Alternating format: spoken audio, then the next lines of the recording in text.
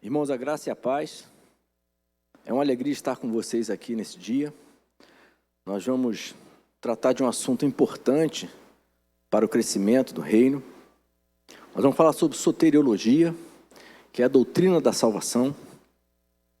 É claro que não é uma doutrina de muito fácil entendimento, existe alguma celeuma em torno do tema, existem algumas correntes, mas nós não estamos aqui para abordar minuciosamente cada corrente, mas para dar um amparo para o servo de Deus, para que ele possa conhecer o que implica a salvação de Cristo, o projeto de Cristo na sua vida.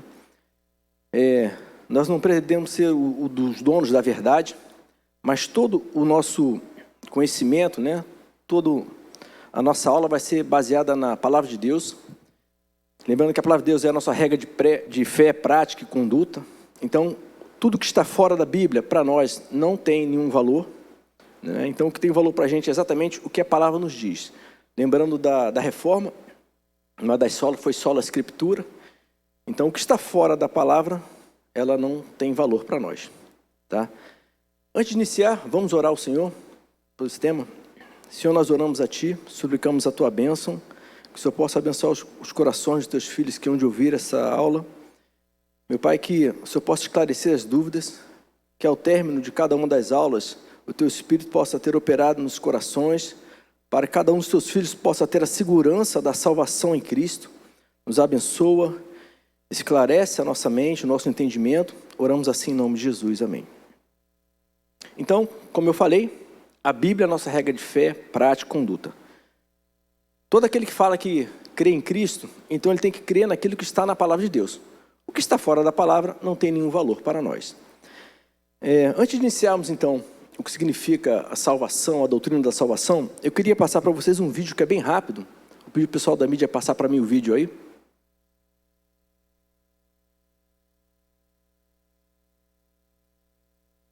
Deus criou a terra e nela pôs o homem e a mulher, para que crescessem e se multiplicassem.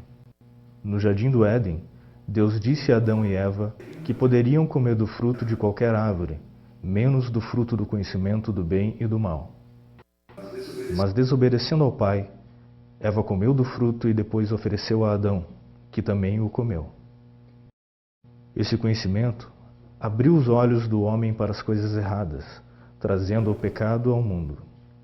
Porém, Deus ama tanto a humanidade que providenciou um Salvador, Jesus Cristo, seu Filho unigênito. Jesus Cristo sofreu e morreu para que toda a humanidade fosse redimida de seus pecados. E assim, Jesus Cristo tornou-se o Salvador do mundo. Eu sou o caminho e a verdade e a vida. Ninguém vem ao Pai, senão por mim. João 14:6. Glória a Deus. Então, dito isso, essa é uma pequena introdução do que de fato aconteceu com toda a humanidade. A gente tem que lembrar que para nós, salvação só há em Jesus Cristo. É o que a palavra nos garante, é o que a palavra nos afirma. Então, antes de a gente iniciar propriamente o estudo da soteriologia, a gente precisa deixar sedimentado no coração dos irmãos, nos corações, alguns dogmas que são extraídos da palavra de Deus, precisa estar bem alicerçado nos nossos corações, aquilo que são colunas na nossa vida no tocante à salvação. A palavra de Deus ela é verdade. Existem várias verdades, em vários assuntos que a palavra trata conosco. Eu extraí alguns dogmas, algumas verdades sobre a salvação. E esses pilares têm que estar bem estruturados no coração. Porque tem muita gente que aceita Deus, aceita Cristo, mas não sabe de fato o que isso implica na sua vida, ser salvo, não sabe o que está por trás disso, os conceitos que envolvem a salvação, o que implica isso na vida do crente. Então, às vezes você fala sobre regeneração, sobre salvação, sobre santificação. As pessoas ouvem isso nas pregações, mas não têm noção do que significa, do alcance disso. Então, todo cristão tem que saber isso, para que possa caminhar com segurança segundo a verdade da palavra de Deus. Tá? Então, primeiramente, eu vou colocar aqui para vocês. Tá, isso. Primeiro dogma, primeiro pilar, o pecado inicial de Adão e Eva. Então, Nós vamos ler que, na verdade, como vimos no vídeo, o pecado ele entrou na humanidade por meio de Adão e de Eva. Vamos lá, vamos passar vários textos para que os irmãos possam guardar no coração esses textos, para que possa decorar e para que possa fundamentar, né, aquilo que a gente vai trazer para os irmãos, tá bom? Gênesis 2, 16, 17 vai dizer: E ordenou o Senhor Deus ao homem, dizendo: De toda árvore do jardim comerás livremente, mas da árvore do conhecimento do bem e do mal, dela não comerás, porque no dia em que dela comeres, certamente morrerás. Então aqui era a ordenança de Deus para que o homem ele pudesse se alimentar de toda árvore, menos daquela árvore do conhecimento do bem e do mal. Deus queria que o homem ele fosse obediente. Deus tem isso no seu relacionamento com o homem, a obediência. Em Gênesis 3, versículos 6 e 7, como está aí para vocês: E viu a mulher que aquela árvore era boa para se comer e agradável aos olhos, e árvore desejável para dar entendimento. Tomou do seu fruto e comeu, e deu também a seu marido. E ele comeu com ela. Então foram abertos os olhos de ambos, e conheceram que estavam nus, e cozeram folhas de figueira, e fizeram para si aventais. Então é o momento em que Adão e Eva, desobedecendo a ordem de Deus, eles comem da árvore, né, do conhecimento. E é nesse momento, então, que o pecado ele entra na humanidade. E como consequência do pecado, toda a humanidade ela foi afetada. Todo homem já nasce trazendo sobre si a condenação do pecado adâmico. Desde o bebê até a hora da sua morte, o homem ele está em inimizade com Deus. Ele carrega sobre si o juízo da condenação herdada do pecado de Adão. Por melhor que seja a pessoa que ela acha que seja, ela tem em si o pecado adâmico. Tá? Então nós vamos ver que isso está para a gente escrito em Romanos 5, versículo 12, que está aí no slide para vocês. Portanto, como por um homem entrou o pecado no mundo, e pelo pecado a morte, assim também a morte passou a todos os homens, por isso que todos pecaram. Romanos 3, 23, porque todos pecaram e destituídos estão da glória de Deus. Herdamos esse pecado de Adão, o pecado ele habita em nós, e ele vai ser transmitido de geração em geração. É por isso que, às vezes a gente olha, por que alguém nasce com algum desvio, seja psíquico, mental, emocional, físico? Tudo isso é fruto do pecado de Adão. Quando Adão e Eva eles pecam, o pecado entra na humanidade, ele abala toda a criação. Então, nós somos agora seres imperfeitos e geramos seres imperfeitos, e por isso que muitas coisas acontecem. As pessoas falam: mas por que Deus permitiu que isso acontecesse? Não foi Deus que permitiu. Foi Adão que fez uma escolha errada lá no Éden, e o resultado dessa escolha está sobre as nossas vidas. Né? Acontece que Deus, né, ele é onisciente. E ele já, não é que ele previu a queda do homem. Isso não faz parte. Deus não habita no nosso cronos, né? Deus sabe de todas as coisas. Então ele já sabia que o homem iria pecar. E porque ele sabia que o homem iria pecar, ele já providenciou a morte, né, de Jesus, do Cordeiro, para expiar a culpa do homem. Então Deus proveu para si o modo de cessar esse abismo, essa inimizade entre o homem e Deus, entre a criatura, né, e o seu Criador. E aí, a palavra vai dizer exatamente isso. Apocalipse 13, 8. E adoraram todos os que habitam sobre a terra, esses cujos nomes não estão escritos no livro da vida do Cordeiro, que foi morto desde a fundação do mundo. Então, Cristo foi morto desde a fundação do mundo. É claro que, como eu falei, Deus não está nesse crono, mas já havia, né, no coração de Deus a forma pela qual a culpa do homem, o pecado do homem seria expiado. Pedro vai explicar isso melhor. 1 Pedro, capítulo 1, versículo 20. O qual, na verdade, em outro tempo, foi conhecido ainda antes da fundação do mundo, mas manifestado nesses últimos tempos por amor de vós. É claro que Cristo morreu há pouco mais de 2000 anos, mas ele foi conhecido antes da fundação. Esse sacrifício de Cristo já foi conhecido antes da fundação para expiar o nosso pecado. Então, esse é o segundo pilar que nós temos que entender. Havia uma profecia em Isaías 53, segundo a onisciência de Deus, de que Jesus viria e padeceria pelos nossos pecados. Então vamos agora à profecia. Isaías 53, versículos 4 e 5. Verdadeiramente, ele tomou sobre si as nossas enfermidades e as nossas dores levou sobre si. E nós os reputávamos por aflito, ferido de Deus e oprimido. Mas ele foi ferido por causa das nossas transgressões e moído por causa das nossas iniquidades. O castigo que nos traz a paz estava sobre ele, e pelas suas pisaduras nós fomos sarados. Então Cristo, o Cordeiro, conhecido antes da fundação do mundo, morto antes da fundação do mundo, ele vai ser entregue por nossas vidas. O castigo que nos traz a paz estava sobre ele. Então essa é a base da expiação do nosso pecado. Jesus Cristo tomou na cruz do Calvário todo o nosso pecado. Toda acusação, toda condenação que há sobre a humanidade, Jesus levou na cruz do Calvário. De modo que agora aqueles que estão em Cristo não estão mais em inimizade com Deus. Isso é importante. Essa é a base, da nossa salvação. Romanos 5, 17, 19 vai dizer para a gente: porque se pela ofensa de um só a morte reinou por esse, muito mais os que recebem a abundância da graça e do dom da justiça reinarão em vida por um só, Jesus Cristo. Pois assim como por uma só ofensa veio o juízo sobre todos os homens para a condenação, assim também por um só ato de justiça veio a graça sobre todos os homens para a justificação de vida. Porque como pela obediência de um só homem, muitos foram feitos pecadores, assim pela obediência de um, muitos serão feitos justos. Pela desobediência de Adão, o pecado entrou na humanidade, herdamos esse pecado. Pela obediência de Cristo, nós agora podemos estar reconciliados com Deus. E é só desta forma. Não há outra forma para reconciliar o homem com Deus, a não ser através do sacrifício de Jesus na cruz do Calvário. Esse texto estou colocando porque isso tem que estar bem sedimentado na tua mente. Você precisa entender qual foi a base de toda a salvação, de todo o projeto que Deus fez para a tua vida, de como você foi alcançado.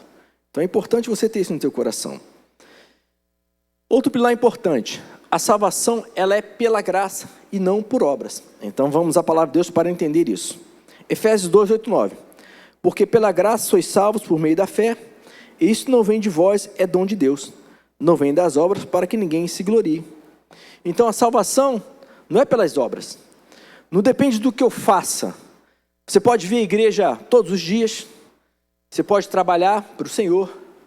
Você pode ler a Bíblia toda hora. Você pode ser uma pessoa boa, um bom marido, um bom esposo, uma boa filha, um bom filho. Isso não te traz salvação. Você pode praticar caridade, obras. Isso não traz salvação. A salvação não é por obras. Então nada do que você faz traz salvação. A salvação ela é pela graça por meio da fé. Romanos 6, 23 vai dizer: porque o salário do pecado, o pecado de Adão é a morte. E morte, muitas das vezes na palavra de Deus, ele está dizendo separação, é afastar-se de Deus. O salário do pecado é a morte. Mas o dom gratuito de Deus é a vida eterna por Cristo Jesus, nosso Senhor. Então a salvação é um dom de Deus, é por graça, não é pelo que a gente faz. Nós nunca mereceremos a salvação de Cristo.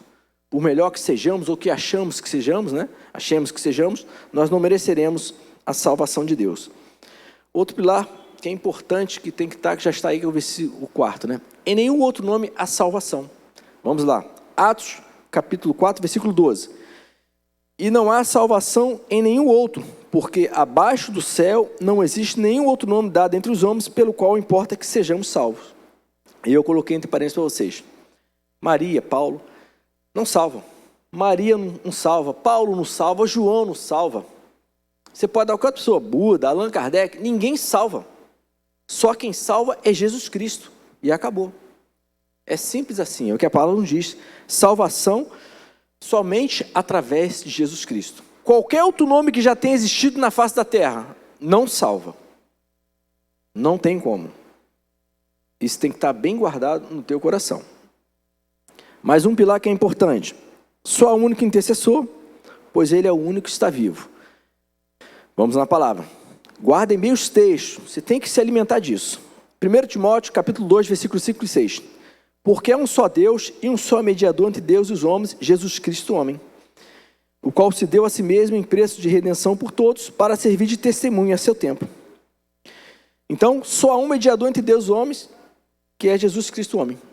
Só Jesus intermedia, só Jesus, ele pôs fim a esse abismo que havia entre o homem e Deus. Mas nenhum outro. Romanos 8, 34. Quem os condenará? É Cristo quem morreu, ou antes quem ressuscitou, o qual está à direita de Deus e também intercede por nós. Então Cristo foi o único que ressuscitou, Ele é o único, né, mediador da aliança entre Deus e o homem, e Ele é aquele que intercede por nós. Nenhuma outra pessoa, nenhum outro nome intercede. Nenhum outro nome faz a ponte, intermedia você entre Deus. Só Jesus Cristo, mais ninguém. Então quem crê na palavra de Deus, quem tem a Bíblia como regra de fé, prática, conduta, tem que ter isso na sua mente. Não adianta interceder, orar para que outra pessoa interceda por você, não. Só Cristo faz isso por você. E aí, nós temos o próximo pilar que é importante. Qualquer outra pessoa, né, que tenha existido está morta. Morto não fala, não ouve, não se comunica, nem intercede. E aí, Maria não intercede, não adianta orar para Maria. Morreu. Foi uma serva usada por Deus, mas morreu. João, morreu. Paulo, muito usado, morreu. Eu tenho um ente querido, uma avó, um avô, eram homens de Deus. Morreram. Não ouvem mais. E a palavra nos diz isso. Vamos lá, Eclesiastes 9, 5, 6. Porque os vivos sabem que hão de morrer, mas os mortos não sabem coisa nenhuma, nem tampouco terão eles recompensa. Mas a sua memória fica entregue ao esquecimento. Também o seu amor, o seu ódio e a sua inveja já pereceram.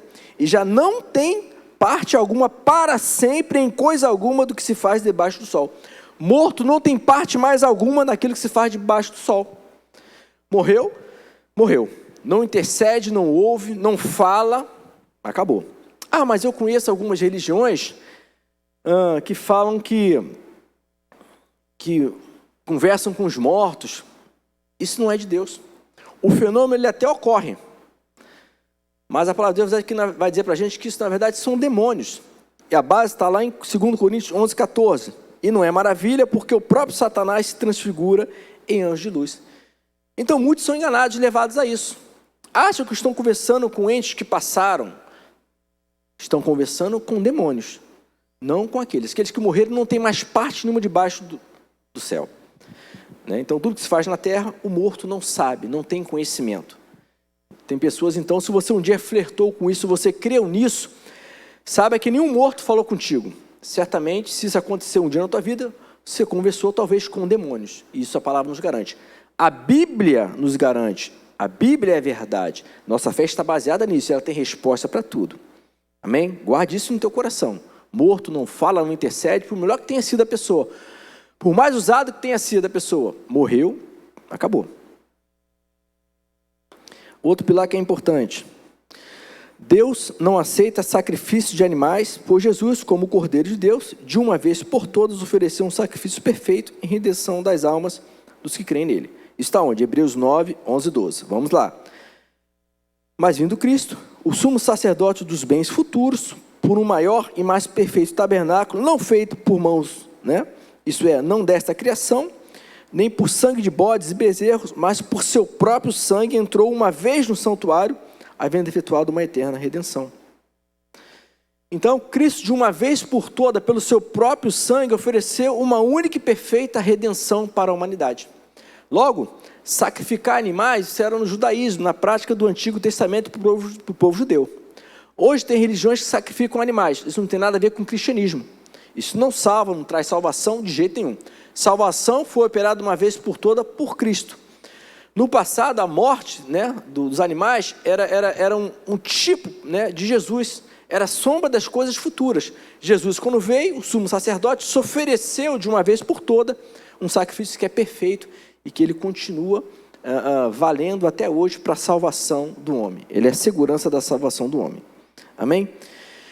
Dito isso, nós, com esses pilares no seu coração, com essas colunas que tem que estar guardadas no teu coração, esses textos que tem que estar na tua mente, para que você possa entender a base da salvação, vamos ver que a doutrina da salvação, como está no slide, envolve várias outras doutrinas, Temos aí a doutrina da justiça de Deus, da fé, da graça, da regeneração, da eleição, conversão, justificação, santificação, glorificação, Temos que pregar arrependimento, as boas obras, a perseverança dos santos.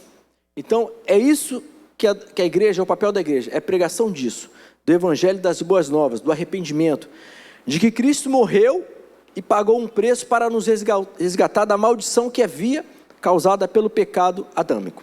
Isso é o que a igreja precisa pregar. É claro que a salvação, a doutrina, ela tem um ponto complexo, porque participam da doutrina da salvação a Trindade. A Trindade a gente entende pela fé. A operação de Deus Pai, de Deus Filho e Deus Espírito Santo. Então, ao mesmo tempo que ela é simples, ela tem alguns pontos complexos que a gente vai entender pela fé em Cristo. Porque é muito fácil você encontrar alguém e ele falar assim, eu conheço João, capítulo 3, versículo 16, de cor. Deus amou o mundo de tal maneira que enviou o seu Filho, as pessoas sabem. É muito fácil você encontrar alguém que ela fala, eu sei o que Paulo falou para o carcereiro em Filipe, o que é necessário para que você possa salvar, né? Creia e será salvo tu e tua casa. As pessoas conhecem isso. Mas saber de fato, né? Entender como é que um Deus que é santo vem, se faz homem e se faz pecador no nosso lugar e leva sobre si toda a nossa transgressão, isso é uma coisa que as pessoas muitas vezes podem, como é que isso aconteceu? Né? Aí tem as seitas antigas, né? Que colocavam dúvidas sobre a natureza de Jesus Cristo. Então tem coisas que são complexas, mas pela fé e pela palavra a gente entende exatamente o que Deus tem para nós no que tange a salvação de Cristo. Tá? E a importância de entender é que Deus ele coloca um anátema naquele que traz alguma palavra que não está, né, dentro do Evangelho de Cristo. Então, Gálatas 8 vai dizer isso para a gente. Mas ainda que nós mesmos, ou um anjo do céu, vos anuncie outro evangelho, ainda que o já tenha anunciado, seja anátema. Então, é importante. Nós estamos aqui para pregar um evangelho que é a palavra de Deus. Não pregar sobre a palavra, mas pregar a palavra de Deus. A palavra de Deus, ela é o nosso esteio. A palavra de Deus é que salva, é quem cura, é que liberta. E a comissão da igreja é isso. Por isso a responsabilidade daqueles que sobem aqui. Deus não nos comissionou para pegar uma prosperidade, porque você agora vai ser próspero, vai ter carro. Não vai. Isso não é pregar evangelho. Que agora todas as tuas doenças vão ser curadas. Não vão. Isso não é pregar o evangelho. Pregar o evangelho é pregar que você está em inimizade com Deus. Se Cristo não entrar na tua vida, você vai para o inferno. Você pode ser bonzinho, você pode pregar bem, você pode ser um bom filho, você vai para o inferno. Se a vida de Cristo não estiver em você, você não tem salvação. Isso é que a igreja é comissionada a pregar. Então, perguntas, né? O que seria a verdadeira salvação? Como ela é oferecida? Né? Como se pode obtê-la? Quais são os seus benefícios? Né? Isso é que a gente vai entender daqui para frente. Lembrando que a verdadeira salvação é aquela oferecida por Deus através da morte de Jesus Cristo. Não há outro projeto de salvação. Não há outra coisa que o homem possa ser salvo ou que ele possa fazer para ser salvo. Somente através do sacrifício de Jesus, aceitando esse sacrifício. Tá? Vamos passar agora para a nossa definição de termos. Soteriologia. O que é soteriologia? Né? Soteriologia é exatamente a doutrina da salvação. Esse termo é composto de duas palavras gregas, que é soteria, né? Que significa salvação, livramento, como está no slide aí.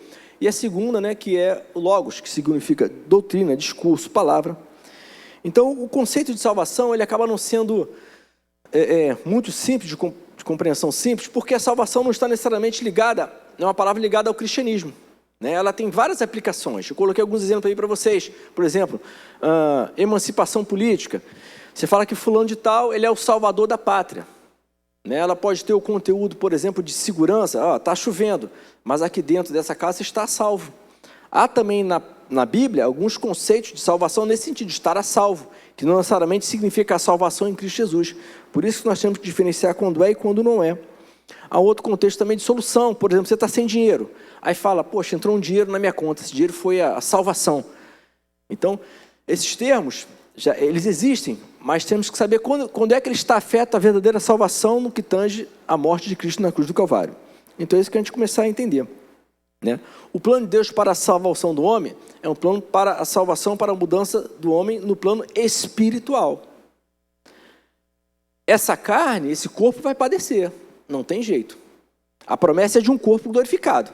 Então a salvação de Deus veio para, no plano espiritual, resgatar a alma do homem, fazer ela de novo, estar unida ao seu Criador, estar unida a Deus. Isso tem que estar bem fixado no teu coração. Tá? Deus não prometeu nada para essa vida, que agora eu sou salvo em Cristo, eu vou ter uma abastança. Não, pelo contrário. Jesus falou que nós teríamos aflições, mas que tivéssemos bom ânimo. Isso é viver o Evangelho, é padecer como um bom soldado as aflições, né, que vai nos sobreviver. Salvação. ela tem significado quando o ser humano reconhece a situação espiritual em que ele se encontra. Se o homem não reconhecer que ele é um pecador e que ele carece de Deus, não tem nenhum motivo por que ele entender a salvação. Como eu falei, existe um abismo entre a humanidade e Deus. Abismo esse foi construído após a queda, né, de Adão lá no paraíso. Jesus Cristo veio para quê? Para preencher essa lacuna, né? Deus planejou através de Jesus Cristo como se daria o resgate, né? De novo, o homem estar ligado a Deus. Então, a salvação, ela tem significado nisso. Quando você entende que você é um ser caído e que você precisa de Deus, né? E que Deus já proveu, já planejou a forma pela qual você será de novo resgatado, você de novo será trazido para Deus, né? E como eu coloquei, a singularidade não se encontra no fato de que a Bíblia atribui importância à salvação, não. Ela fala da salvação, mas a importância da Bíblia não é porque ela atribui uma importância à salvação. Pelo contrário, é porque a Bíblia e o Evangelho, eles são o quê? As boas novas da salvação. O Evangelho, como está escrito em Romanos 1:6, ele é o poder de Deus para a salvação de todo aquele que crê. Então a Bíblia não é somente uma história, não. É o poder de Deus, ela é a verdade.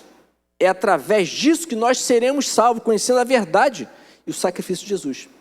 Isso tem que estar bem cristalino na tua mente. Próximo slide, propósito da salvação. Então, para que entendamos o propósito de Deus, nós precisamos entender que quem são aqueles que necessitam da salvação de Deus. Como eu falei, são todos aqueles que caíram. O homem. O homem tem a sua natureza caída, né? Quando o homem ele peca, né? Ele passa a ser um ser agora totalmente depravado, distante de Deus. Então, o ser humano, a raça humana necessita da salvação, do resgate de Deus. Então a palavra vai dizer que não há homem algum, né, que por seu próprio mérito ele consiga salvar. Ninguém pode salvar, como eu falei no início. Ninguém salva.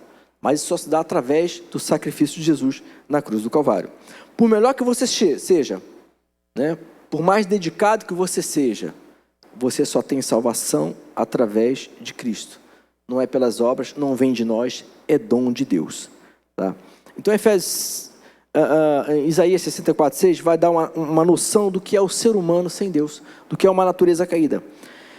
Mas todos nós somos como o imundo, e todas as nossas justiças como trapo de imundícia, e todos nós murchamos como a folha, e as nossas iniquidades como um vento nos arrebatam. Então o homem é isso. O homem sem Deus, ele é uma imundície. Somos imundos, né? Nossa justiça é trapo de imundície, né? A gente murcha, a gente cai, a gente passa, a gente padece. Por isso que Deus proveu a redenção, o resgate, porque Deus nos ama incondicionalmente. O amor de Deus é incondicional pelo homem. E porque Ele fez isso, Ele escolheu a forma do homem ser salvo. A gente não tem atributos, qualidades para a salvação. Não tem como o homem se salvar. Então o propósito de Deus é salvar todos os homens. E aqui nós temos duas classes de homem simples.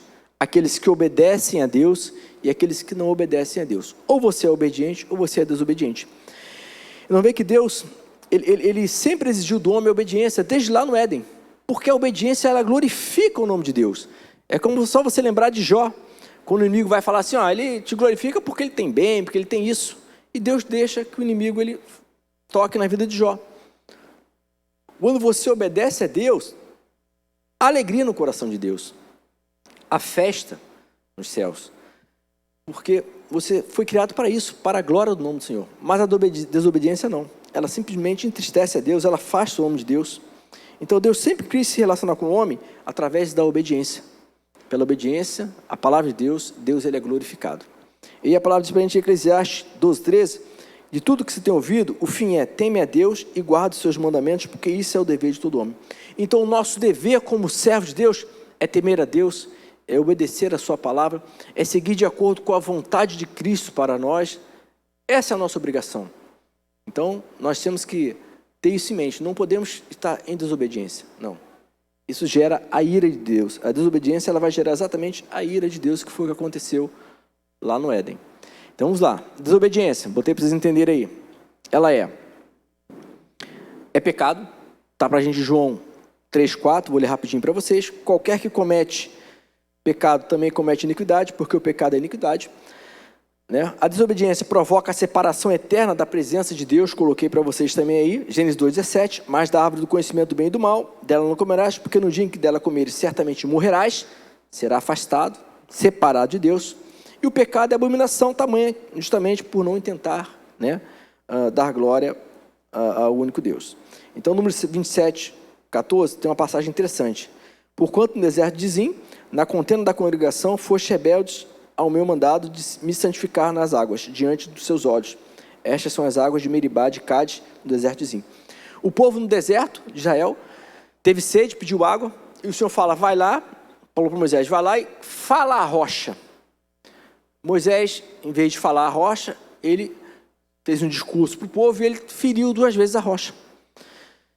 Isso foi desobediência. Isso foi abominável aos olhos de Deus. Por isso, por esse ato, Moisés não entrou na terra prometida, na Canaã, porque ele desobedeceu a Deus e não glorificou com a obediência, né, aquilo que Deus havia ordenado que ele fizesse. E Moisés foi usado por Deus para tirar o povo do Egito, mas Deus colocou um juízo sobre ele porque ele não, né, obedeceu a sua palavra, não glorificou o nome de Deus.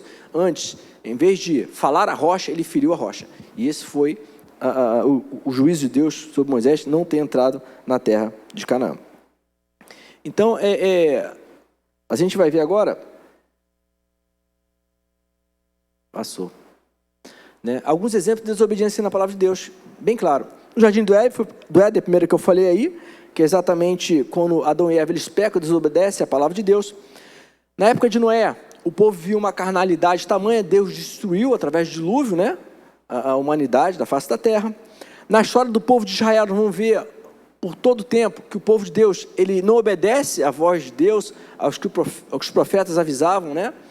Não seguem a palavra de Deus, e Deus vai enviar os profetas para dizer, ó, vai vir o castigo, e houve castigo, eles foram para o cativeiro assírio, cativeiro babilônico, tudo isso juízo de Deus sobre o seu povo, porque eles não obedeciam à palavra de Deus.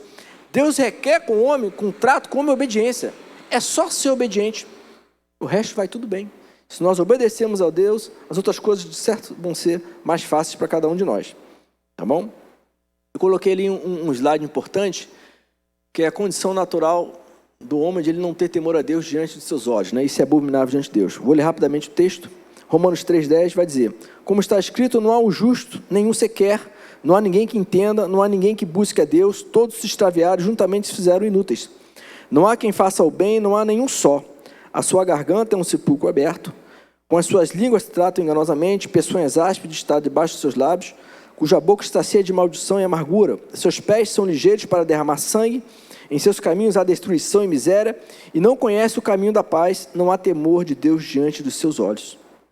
Então, essa é a condição do homem. O homem é ímpio, por natureza, não há um justo, não há quem faça o bem, né? E a condenação do ímpio vai ser justamente porque ele não se relacionou com Deus, porque ele não obedeceu a palavra de Deus, porque ele sequer cogitou de Deus nos seus caminhos, como fala em Salmos 10, versículo 4. Então, a condenação do homem vai se dar porque Deus, ele providenciou o modo de expiação do pecado, mas o homem não quis se relacionar com Deus, não quis obedecer a Deus, e por isso ele vai ser condenado, justamente pela desobediência. Deus nunca vai dar glória a outrem, né? Então, a salvação, ela foi providenciada por Deus para a sua glória e através de Jesus, de modo que nada além disso pode salvar o homem, porque nada além disso glorifica o nome de Deus, a não ser exatamente o que ele providenciou para cada um de nós. Consequências da morte de Cristo. Vamos lá. A salvação, como está escrito aí, é ligada à vida, morte e ressurreição de Cristo. Então, a palavra de Deus vai dizer que a morte de Cristo, ela gera algumas consequências para as nossas vidas. E é o que a gente vai aprender a partir de agora, né? Existem várias coisas, consequências dessa morte. Eu vou trazer para os irmãos aquilo que é mais essencial, para que a gente possa entender todo esse processo de salvação, né? Então, a primeira coisa que está ali é que a morte de Cristo foi uma substituição do pecado. Há muitas facetas nas consequências, né, da morte de Cristo, mas a principal é a substituição. Cristo, na cruz do Calvário, ele tomou o nosso lugar, ele nos substituiu na condenação. Isso é muito importante, porque é exatamente isso que nos garante a segurança da salvação, que Cristo morreu no nosso lugar, nos substituindo. E aí nós temos no grego duas preposições, que é a preposição antes, né, que significa em lugar de, em troca de, e temos também a preposição uper, que fala, ora, fala em benefício de, ora também fala em lugar de. Eu coloquei alguns exemplos para vocês aí, para vocês anotarem. Mateus 20, 28 vai dizer, tal como o Filho do Homem, que não veio para ser servido, mas para servir e dar a sua vida em resgate por muitos. Aí a preposição antes, ou seja, no lugar de. Então, Cristo veio para dar a sua vida no lugar de muitos, né? Então, a sua morte foi o pagamento em lugar de muitos, daqueles, é claro, que creem no seu nome. Na de Uper, coloquei um exemplo de 1 Timóteo 2, 5 e 6, tá aí para vocês verem também. Porque há um só Deus, um mediador entre Deus e os homens, Jesus Cristo, o homem, falei desse texto, o qual se deu a si mesmo em preço de redenção por todos, em benefício de, em lugar de. É claro que a morte de Cristo ela foi ao mesmo tempo em lugar de e em benefício de. Então, essas preposições, né, do grego, quer dizer exatamente isso. Jesus nos substituiu na condenação. Ele tomou o nosso lugar. O castigo que nos traz a paz estava sobre ele. Pelas suas pisaduras nós fomos sarados. É isso que é uma das consequências, né, da morte de Cristo. A substituição do pecador na cruz do Calvário. Segunda consequência, a morte de Cristo ofereceu a redenção do pecado. Eu não entendo exatamente o que é a redenção. Redenção ela tem 3 significados. O primeiro é redimir, como eu coloquei para você aí, que significa compensar, ressarcir a perda, né? Reparar, expiar, livrar alguma coisa, pagando, tirando o ônus. E aí tem um exemplo típico na palavra de Deus, que é em Mateus 13:44, que eu vou ler para vocês. Também o reino dos céus é semelhante a um tesouro escondido no campo, que um homem achou e escondeu. E pelo gozo dele vai, vende tudo quanto tem e compra aquele campo. Então ele remiu aquele campo, ele comprou, não é? Tirou o ônus que havia sobre aquele campo. Esse é um aspecto da redenção, né? Então, em relação à salvação, significa que foi pagar o preço que o nosso pecado exigia, para tirar o ônus. Que ônus é esse? É o peso da condenação sobre as nossas vidas. O outro significado de redenção é comprar, né? Que significa adquirir pagando um preço, né? Conseguir com muito esforço, resgatar por um preço. E aí a palavra, esse termo é usado exatamente em 1 Pedro, né? 1, 18 e 19. Sabendo que não foi com coisas corruptíveis como prata e ouro que fostes resgatados da vossa vã maneira de ver, né? Que pela tradição recebeste vossos pais, mas com o precioso sangue de Cristo, como de um cordeiro imaculado e incontaminado. E aqui eu tenho que explicar para vocês a compra, né, de escravos nas praças públicas. Como é que funcionava essa compra? E esse texto ele é fundamental. Os escravos ficavam nas praças e os homens iam lá comprar. Depois que ele pagava um preço pelo escravo, ele mandava um servo, né, aquele senhor da sua casa, que tinha o controle, né, administrava os seus bens, mandava ele lá marcar os seus escravos. Então ele ia com um símbolo, né, que identificava aquele senhor, e ele marcava os escravos, eles eram selados. Exatamente isso que Cristo fez conosco. Quando ele nos comprou, pagou um preço por nós, que não foi de prata, de ouro, mas do sangue de Cristo, ele nos selou com o seu Espírito Santo. E agora nós temos o selo do Espírito Santo. Então, você é separado, é comprado por Deus. Você pertence agora a Deus. Você agora não está mais livre, né, para ser vendido, para se tornar outra vez escravo, não. E agora você carrega a marca de Cristo na tua vida. E é interessante que, na parábola da ovelha perdida, ela se desviou. Mas ela não deixou de ser ovelha. O pastor foi atrás dela. A parábola do filho pródigo, ele, né, pediu a parte da herança e gastou tudo. Ele não deixou de ser filho. Então, essa relação com Deus, você não deixa de ser propriedade de Deus. Agora você é tesouro particular de Deus. Deus te comprou. Você era como escravo do pecado, né? E a gente não valia nada. Ninguém dava nada por nós, mas Deus deu o seu Filho por amor às nossas vidas em resgate. Então Cristo, ele nos resgatou, né? Nos redimiu da maldição através do seu Filho Jesus, tá? Então a morte de Cristo, além de pagar o preço, como está escrito aí, ela nos retirou, né, do mercado de escravo. Então ela nos dá a certeza que nunca mais nós voltaremos a ser escravos. Agora nós somos de Deus. Por mais que o homem ainda fale, ainda tenha algum pecado, e a gente vai entender isso mais adiante, mas jamais você estará no comércio de escravos para ser negociado. Não, você agora tem um Senhor que é o teu Deus, que Ele governa a tua vida. O terceiro significado da redenção é exatamente soltar, né? que é um significado que dá um sentido maior. Você agora está livre. Redenção também significa estar livre, solto. Você não mais está preso, amarrado a alguma coisa, não. As correntes que estavam sobre você, que era escravo do pecado, foram caídas. Né? Você agora tem a condição de poder caminhar livremente para fazer aquilo que é reto aos olhos de Deus, para agradar ao teu Senhor. E esse é o significado. Então, a doutrina da redenção vai dizer exatamente isso, que devido ao derramamento de sangue, né, nós fomos comprados por um preço de sangue, nós fomos selados por Cristo, marcados somos do Senhor, fomos libertos da escravidão, né, e agora nós também fomos colocados em liberdade.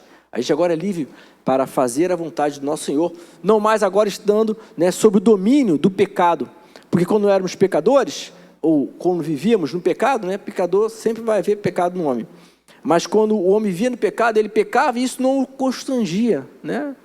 Ele ficava pensando no qual seria o próximo pecado, seja prostituição, né? Seja falar mal de alguém, enfim, qualquer pecado que você possa imaginar, o homem não constrangia. Agora, porque ele tem o Espírito Santo, quando ele peca, quando você erra, alguma coisa constrange você, não é você, é o Espírito Santo que está em você, porque a natureza do homem sem Deus é depravada, é caída, ele não tem essa situação do constrangimento do pecado. O pecado é uma coisa normal, faz parte da vida dele, da natureza caída.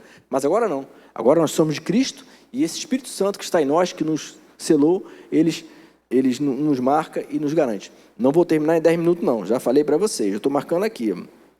Até aqui na EBD tem esse negócio? Esse pessoal não é mole não, não adianta. Vamos lá. Próximo ponto. Me ajuda a mudar aí. Peraí, apagou aqui. É isso?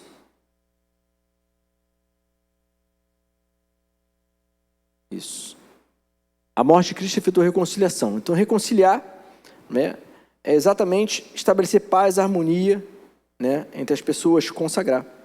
Então, aquele estado de alienação que estávamos com Deus, né, agora nós fomos reconciliados com Deus. Não estamos mais em inimizade com Deus. Por quê? A morte de Cristo nos reconciliou com Deus, como está escrito na palavra de Deus em 2 Coríntios, capítulo 5, versículo 19. Isto é, Deus estava em Cristo, reconciliando consigo o mundo, não lhes imputando seus pecados, né, e pôs em nós a palavra da reconciliação. Então, quando o homem crê em Cristo, ele agora não está mais em inimizade com Deus, agora ele está reconciliado com Deus. Isso é importante você entender. A morte de Cristo oferece propiciação. Propiciar é apaziguar, é satisfazer, né? É tornar propício, favorável. Então, por que a divindade, por que Deus precisa ser apaziguado? Porque ele estava em ira com a humanidade, pela desobediência. Mas agora, através de Cristo, a humanidade está reconciliada com Deus. Então, a morte de Cristo faz isso, ela apazigua, né, o furor de Deus. E é só isso que faz Deus estar satisfeito. Outra coisa qualquer que o homem faça, não satisfaz, por isso que a gente não se salva. O que satisfaz o coração de Deus para a salvação do homem, foi o que ele providenciou, foi a morte do seu Filho, Jesus Cristo, na cruz do Calvário. Romanos 8, 1:8 vai dizer para a gente, porque do céu se manifesta a ira de Deus sobre a impiedade e injustiça dos homens, que detém a verdade e a injustiça. Então a ira de Deus se manifesta sobre os homens, né? E ninguém vos engane com palavras vãs, em Efésios 5:6, porque essas coisas vêm a ira de Deus sobre os filhos da desobediência. Aqueles que estão em desobediência estão em inimizade com Deus. Mas aqueles agora que estão em Cristo estão reconciliados com Deus, porque a morte de Cristo propiciou, satisfez o coração de Deus, de modo agora que Deus não está mais irado com quem está em Cristo. Quem não está em Cristo continua em inimizade com Deus. Então, a morte de Cristo propiciou isso, extinguindo a ira de Deus e permitindo que nós pudéssemos ter acesso à presença de Deus eternamente. Romanos 3:5 vai dizer, 3:25, ao qual Deus propôs para apropriação pela fé no seu sangue, para demonstrar a sua justiça pela remissão dos pecados dantes cometidos sob a presença de Deus. Então, Jesus Cristo é exatamente isso aí. Ele foi colocado para propiciar, né, a nosso resgate, né, para permitir que Deus fôssemos reconciliados novamente com Deus. Então, pelo fato de Cristo ter morrido, Deus está satisfeito. Isso satisfez o coração de Deus. Mais nada satisfaz, só isso. Nenhuma outra coisa satisfaz. Tá bom? Vou adiantar aqui porque eles estão ali pedindo. Então a mensagem da igreja hoje não é dizer que você tem que fazer alguma coisa, você tem que, né, vir todo dia à igreja. Não. para que você possa ser salvo, não, mas para dizer que você que Cristo morreu, e que somente isso é o suficiente e bastou para que Deus não tivesse mais inimizade com o homem. E aí eu boto um alerta que você tem que sempre gravar: você não se salva nem se mantém salvo. Ou você é salvo, ou você foi resgatado, comprado, ou você não é. Qualquer outro ato humano não traz salvação. Entendeu? Só o sacrifício de Jesus na cruz do Calvário. Isso é a nossa base, essa é a nossa crença. Isso é o que de fato é a verdade. Por fim, tem mais 2 slides. A morte de Cristo julgou a natureza pecaminosa. Então a morte de Cristo, ela tornou inoperante o poder, né, dominador do pecado. Tem um texto aí que eu não vou ler por causa do tempo, mas na verdade o que quer dizer? Ele quer dizer que Paulo vai dizer que a gente não vai permanecer no pecado. Não, nós temos agora, somos livres para seguirmos a vontade de Deus. Então o pecado, ele não tem mais o domínio sobre o homem, ele não nos governa. Ainda que o homem por vezes falhe, mas ele não está totalmente dominado pelo pecado, ele não é escravizado pelo pecado. Nós fomos tirados desse comércio de escravo. Então uma pessoa que vem assim, a gente não julga as pessoas, mas a gente conhece pelo fruto. Ah, eu aceitei a Cristo, tudo certo na igreja, cantou, louvor, passou-se um tempo, ela foi lá para outra religião. Então aquela pessoa, na verdade, você vai olhar pela palavra de Deus, ela nunca teve Cristo. Ela está lá de volta no pecado, no comércio do pecado, né? Então ela, na verdade, não recebeu o Espírito Santo, porque o Espírito Santo não vai permitir que você volte àquela vida pecaminosa. Ainda que por vezes você falhe, e é um processo de santificação que a gente vai ver mais adiante nas próximas aulas, mas você agora não vive sob o domínio, sob o jugo do pecado, não. O Espírito Santo que habita em você te dá poder para dizer não ao pecado, para não pecar, e ele te constrange quando você falha. Você agora é aperfeiçoado para Deus, para a honra e glória do nome do Senhor.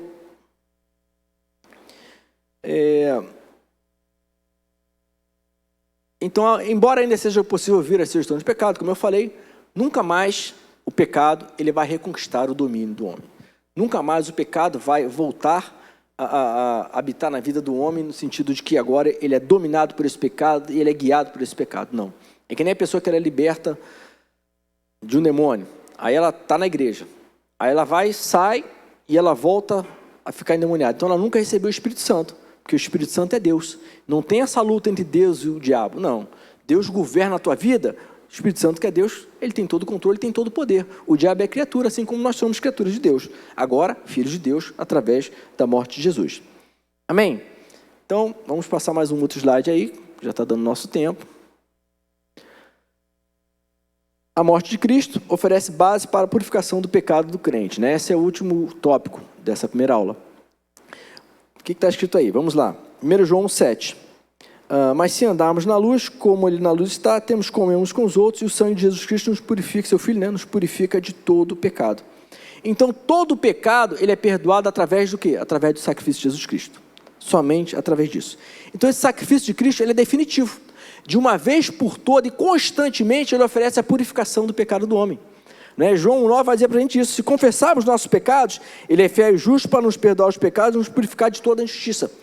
Então, a condição para ser perdoado por Deus, porque você aceitou a Cristo, você tem Cristo na tua vida, você por vezes falha, mas, falhei, agora eu não sou mais salvo. Pô, isso não existe. A gente vai ver isso mais adiante, mas isso não existe. O Espírito Santo é que nos convence do pecado, da justiça e do juízo de Deus. Então, quando você peca, você falha, o Espírito Santo te constrange. E qual é a condição para você ser perdoado? É que você confesse seu pecado. Não precisa rezar, invocar sangue, fazer mantra, não tem isso. É só confessar. Esse sacrifício, ele é eterno. Ele permanece constantemente na vida do servo. Você aceitou a Cristo, ele apagou o teu pecado. Teu passado, sim, né? É a justificação, a gente vai ver mais adiante. Mas o sacrifício, ele continua valendo para todos os pecados que você vai cometer até a tua morte. Esse tem que ficar na sua mente. O fato de você falhar não quer dizer que você perdeu a salvação, que você deixou de ser salvo, não. Você é de Cristo, você é salvo. Então basta você confessar o teu pecado, sem mais nenhuma outra mágica, nenhum outro misticismo. Não, é só confessar, mais nada. Qualquer outra doutrina, além disso, é diabólico. Para que você possa alcançar o perdão, tem que rezar, ou tem que acender alguma coisa, uma vela. Isso é diabólico, isso não é de Deus. O sacrifício de Jesus é perfeito. E ele vale por toda a nossa vida, até a glorificação. Amém? Deixa eu ver se tem mais algum slide. Só recapitular então para finalizar, que eu vou dar 50 minutos. Recapitulando então a nossa aula de hoje. Tem que ficar aí no teu coração. Vou ler os slides com vocês. Primeiro, a origem do pecado. Vimos que foi através de Adão e Eva. A profecia em Isaías 53, de que Jesus viria para morrer por nós. O cordeiro que foi morto lá na fundação, antes da fundação do mundo, né? Conhecido antes e morto, há 2.000 anos atrás. A salvação é pela graça, não é por obras. Nada do que a gente faz vai nos salvar. Em nenhum outro nome há salvação, só em Cristo. Maria, João, Pedro, ninguém salva, só Jesus Cristo. Só há um intercessor, né? Porque ele foi o único que morreu e é o único que ressuscitou, o único que está vivo. Só quem é vivo pode interceder. Os mortos não ouvem, não falam, não se comunicam. Então, nenhum outro nome intercede. Não adianta rezar, orar para outro nome que não ouve. Morreu, ponto final. Tá? Qualquer outra pessoa que tenha existido está morta. Morto não fala, não ouve, não se comunica, não intercede. Deus não aceita sacrifício de animais. Não adianta sacrificar animal, não tem troca. O único sacrifício que Deus aceita para expiar o pecado é exatamente a morte de Jesus Cristo na cruz do Calvário. É por ele que nós somos salvos. Apagou isso, Thales? Apagou para mim a televisão? Isso. Vou botar o próximo slide. Aí vocês me atrasam, depois reclamam aí em casa. Ó. Vimos definição de termos, soteriologia, que é da palavra grega, né? Soteria e logos, que é a doutrina da salvação. Nós vimos que o propósito da salvação, né, que nenhum homem se salva pelos seus próprios méritos, salvação só vem de Cristo. Nós vimos a consequência da morte, né, aí você pode ver o slide, a morte de Cristo foi uma substituição pelo nosso pecado, as preposições ante, uper, né, quem troca de em vez de de. A morte de Cristo ofereceu a redenção dos nossos pecados, né, foi pago um preço por nossos pecados. A morte de Cristo efetuou a reconciliação com Deus, não estamos mais em inimizade com Deus. A morte de Cristo, né, oferece a propiciação, ou seja, apazigua o coração de Deus, satisfaz plenamente o coração de Deus que está virado com a humanidade. Nenhuma outra coisa apazigua o coração de Deus, satisfaz a vontade de Deus. A morte de Cristo julgou a natureza pecaminosa, não estamos mais agora no mercado de escravos, não estamos mais sob o domínio do pecado, mas estamos livres, libertos para podermos agora seguir a Cristo em retidão.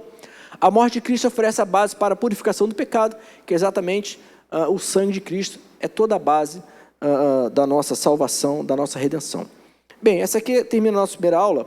Nas outras aulas vamos ver outros pontos importantes. Essa aula introdutória é mais de conceitos e de textos, para que vocês possam guardar no coração.